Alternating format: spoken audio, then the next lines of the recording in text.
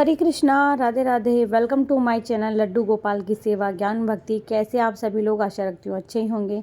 तो वीडियो आप जैसे कि समझ ही गए होंगे मैं क्या बताना चाहती हूँ। तो कार्तिक का महीना चल रहा है और 2024 में कार्तिक मास में गोपाष्टमी पूजन कब पड़ रहा है ये हम जानेंगे। दीपावली के बाद में गाय की पूजा का विशेष महत्व होता है और हमारे हिंदू धर्म में तो गाय को गौ माता का दर्जा दिया गया है, माता का दर्जा दिया गया है। तो गौ पूजन करने वालों को कभी भी किसी भी दुख का सामना नहीं करना पड़ता। कार्तिक महीने की शुक्ल पक्ष की अष्टमी तिथि को गोपाष्टमी का पर्व मनाया जाता है और इस दिन गाय की बहुत ही खास पूजा की जाती है। गोपाष्टमी पर्व जो है मथुरा में, वृंदावन में, ब्रज में, अन्य कई क्षेत्रों में प्रसिद्ध त्योहार के रूप में मनाया जाता है। तो चलिए गोपाष्टमी कब है और जो मुहूर्त वगैरह सब कुछ देख लेते हैं। 9 नवंबर को 2024 यानी रविवार को है गोपाष्टमी और गाय और बछड़े की पूजा की जाती है। इस दिन सुख समृद्धि की कामना से उनकी पूजा विशेष रूप से की जाती है। ये भी मान्यता है कि इस दिन भगवान श्री कृष्ण और बलराम ने गौ चरण की लीला शुरू की थी। तो एक विशेष जो वजह है, जो मेन है वजह, वो यही है। देखिए, कार्तिक महीने की शुक्ल पक्ष की जो अष्टमी तिथि है वो रात 11:56 पर लगेगी, शुरू होगी 9 नवंबर को। तो यानी कि 9 नवंबर को आपको व्रत रखना है और पूजा करनी है। कई लोग गोपाष्टमी से भी कार्तिक स्नान करते हैं, कई लोग एकादशी से कार्तिक स्नान करते हैं। सो आप लोग देख लीजिएगा कब कैसे कर रहे हैं। गाय की जो पूजा है आप सुबह 8 बजे से लेकर के 9 साढ़े 9 बजे तक कर सकते हैं। दोपहर में आप 12 बजे से 4 बजे तक कर सकते हैं। तो इस दिन कहते हैं कि गायों के प्रति कृतज्ञता आपको दिखानी चाहिए, सम्मान दिखाना चाहिए। आप गाय में जो है 33 कोटि देवी देवता विराजमान होते हैं, देवी देवताओं का वास होता है, उनकी आराधना करनी चाहिए। ऐसे कहते हैं कि गाय की पूजा करने से जो नवग्रह दोष होता है ना आपके जीवन में, वो भी दूर हट जाता है, ऐसी मान्यता है। गोपाष्टमी तिथि को सुबह में ब्रह्म मुहूर्त में उठकर आप सबसे पहले स्नान आदि से निवृत्त हो जाएं। अगर कार्तिक स्नान कर रहे हैं तो मंदिर जाकर पूजा पाठ और दीपदान से पूर्ण फ्री हो जाए, अच्छे से निवृत्त हो जाएं। फिर भगवान कृष्ण के समक्ष आप दीप प्रज्वलित करें। गाय बछड़े को नहलाकर तैयार कर दें। अगर आपके घर में गाय बछड़ा है पीतल का, और अगर रियल में है तो भी आप उन्हें नहलाएं, स्नान करवाएं। गौ माता को घुंघरू पहना सकते हैं, पायल पहना सकते हैं, गले में घंटी डाल सकते हैं। गौ माता के सींगों को आप रंग सकते हैं, यानी कि आलता लगा सकते हैं, चुनरी ज़रूर से बांधें।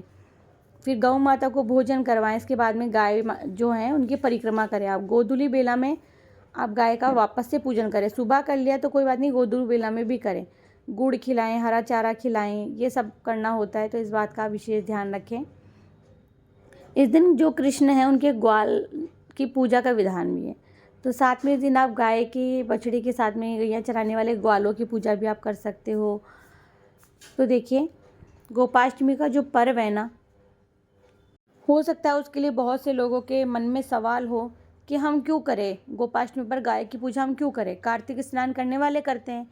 तो मैं आपको बता दूं कि शास्त्रों में वर्णित है, शास्त्रों से जानकारी आप ले सकते हैं कि गोपाष्टमी पर बछड़े की पूजा करने से संतान सुख प्राप्त होता है और संतान पर अगर कोई संकट भी आता है ना तो वो टल जाता है।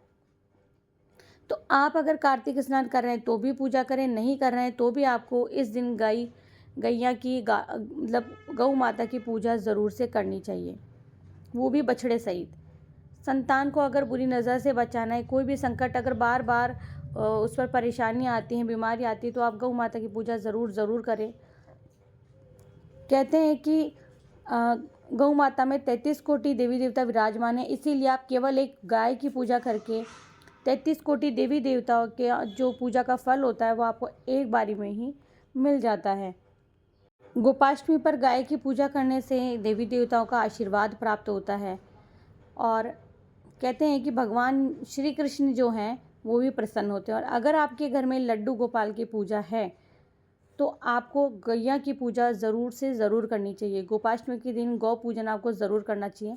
कहते हैं कि कृष्ण खुश होते हैं, कृष्ण का आशीर्वाद मिलता है।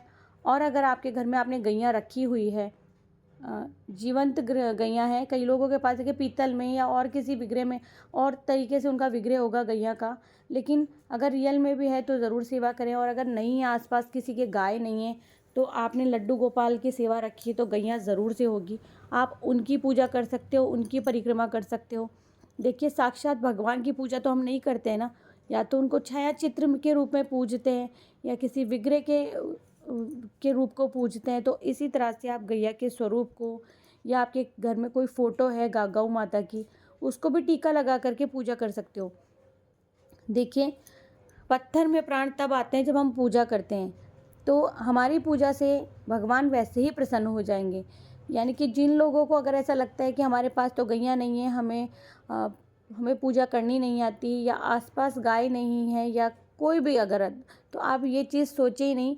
अगर आपके पास में गैया का चित्र है तो भी कर सकते हो, अगर बच्चे की किताब में है तब भी कर सकते हो, अगर आपके फ़ोन में गाय का चित्र है, फ़ोटो है, तब भी आप पूजा कर सकते हो। पूजा करने के लिए किसी बहाने की ज़रूरत नहीं, पूजा करने के लिए केवल भाव की ज़रूरत होती है। तो पूजा ज़रूर से करें। अच्छा, अगर आपको इस वीडियो से रिलेटेड, पूजा से रिलेटेड कोई भी प्रश्न पूछना है तो आप बेझिझक पूछ सकते हैं और कमेंट सेक्शन में आकर के पूछ सकते हैं। और अगर आप लोगों के लिए वीडियो इन्फॉर्मेटिव है तो प्लीज़ आगे शेयर कर दीजिएगा। तो अच्छा, गाय को क्या क्या खिला सकते हैं, पूजा सामग्री क्या होनी चाहिए, कैसे पूजा करेंगे। गाय की पूजा करने के लिए आपको ज़्यादा कुछ नहीं चाहिए। थाली में आप या तो एक साड़ी ले लीजिए, ब्लाउज पीस सामग्री ले लीजिए सुहाग की।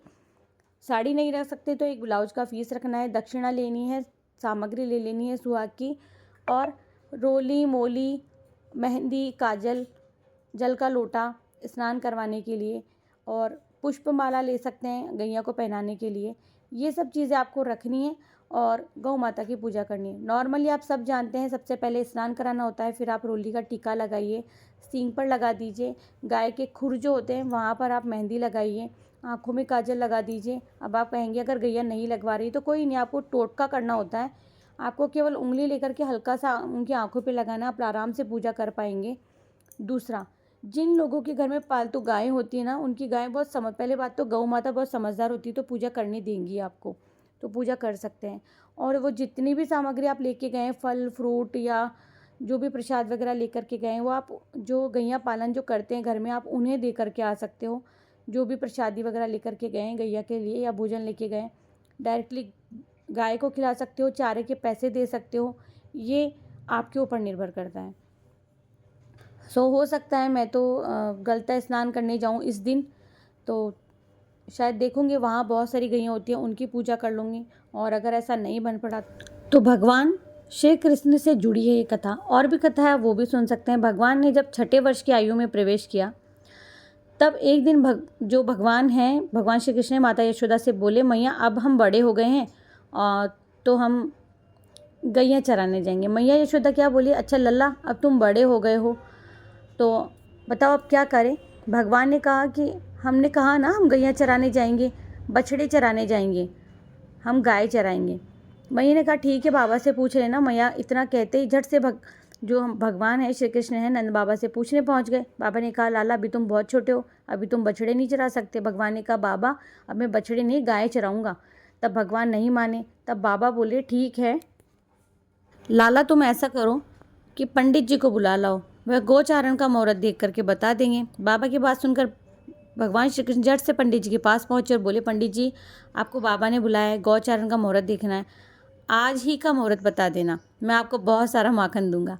पंडित जी ने नंद बाबा के पास पहुंचने पर कहा, बार बार पंचांग देखकर गणना करने लगे। तब नंद बाबा ने पूछ ही लिया, पंडित जी क्या बात है, आप बार बार क्या गिन रहे हो। पंडित जी बोले, क्या बताएं नंद बाबा जी, केवल आज का ही मुहूर्त निकल रहा है, इसके बाद तो 1 वर्ष तक कोई मुहूर्त ही नहीं है।